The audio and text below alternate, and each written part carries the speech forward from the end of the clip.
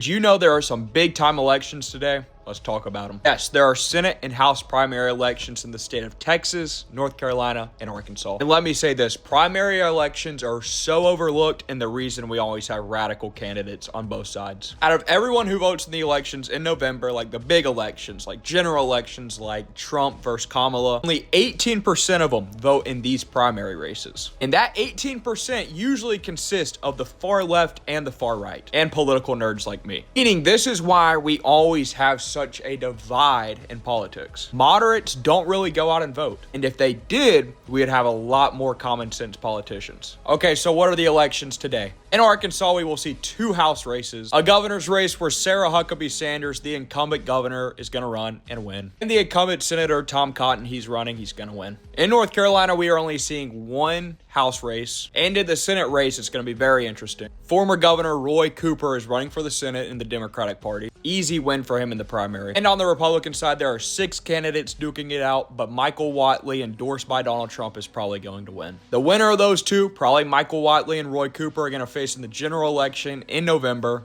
North Carolina is usually a red state. However, Roy Cooper, former governor, I'm going to take him in that one. And lastly, the big one, Texas. There is a governor primary for the Republicans. Greg Abbott's probably going to win. He's the incumbent. But this is where it gets interesting. Texas is a key factor for Republicans and Democrats in November for the Senate. Winner of Texas will most likely control the Senate, which is a huge deal. The Senate together has as much power as the president. So if you think about it, this Senate race in Texas is as important as the race we saw in 2024 between Trump and Kamala. On the Republican side, we see John Cornyn, who is the incumbent, facing off against the far-right Attorney General Ken Paxton. Ken Paxton is the favorite, but it can go either way. But the biggest race for last in this whole video is the Democratic primary for Senate in the state of Texas, where we see Jasmine Crockett versus James Tallarico. If Crockett wins, like I've said in the past, I don't see them winning the state of Texas in November. Tallarico is a game changer, and I believe he wins tomorrow. And in my opinion, this is the biggest Senate primary we have ever seen